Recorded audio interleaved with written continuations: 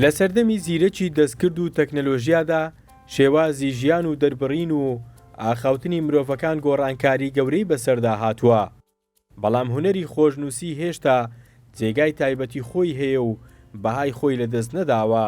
لە ڕۆژی جیهانی خۆشنووسیدا چالاکێکی تایبەتە بە خۆشنووسی لە سەردەمی ئەیدا کە تێیدا گرنگی پاراستنی ئەم هونەرە کۆنە و پەیوەندی بە تەکنۆلۆژیای نوێ و زیرەکی دەستکرد خرایە ڕوو. لە سەردەمی ئای و سۆشیال میدیا و تەکنۆلۆژیادا کە بەڕاستی نەکەر قوتابیان مامۆستایانیش خەتیان بیچۆتەوە، نووسینیان بەدەست بیرچۆتەوە کە بیچوونەوە بۆ مانایە کە ناخوێنرێتەوە. بەڕاستی تەنان دەگەر مامۆستا تایبەت بێ بە زمان و ئەدەبی کوردی یاخود پۆلیەک بێ نووسینەکەی تۆزێک باش بێ، ئەوانەی تر ئێمە دەمانەوێ وەکو مۆزەخانە و ئەرشیفی فەروەردەی هەولێر بەبیرنەوەی نوێ بهێنینەوە، بەبیرنەوەی ئێستا بهێنینەوە، بەبیر قوتابیان و مامۆستایان بهێنینەوە کە پێویستە گرنگی بە خەت بدەین، پێویستە گرنگی بە نووسین بدەین.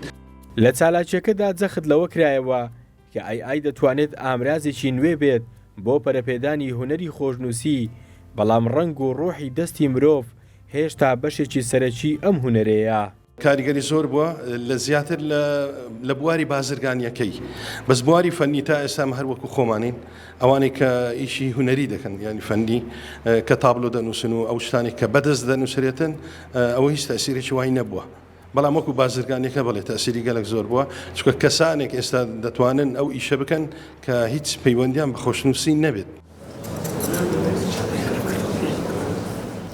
چالاکیەکە هەوڵێکە بۆ ئەوەی خۆشنووسی لەگەڵ سەردەمی دیجیتالدا بەردەوام بێت و لەگەڵ گۆڕانکاریە تەکنۆلۆژیاکاندا ناسنامە و جوانیە کۆنەکەی لەدەست نەدات.